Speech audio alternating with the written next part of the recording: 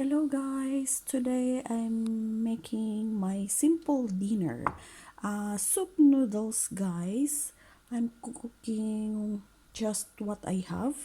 So I have noodles here. I'll put as well a beans. I boiled the beans.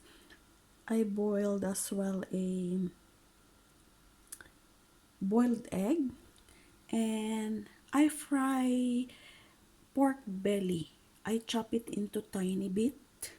I want a wee bit brownie, so I start fry until the pork belly is brown, and then I put already a black pepper in there.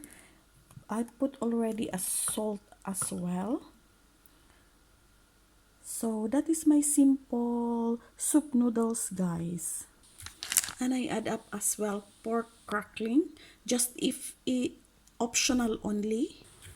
That's my simple dinner, guys. Soup noodles. Just add up a boiling water, or if you have pork bone or beef bone, it's more nicer and more delicious, guys.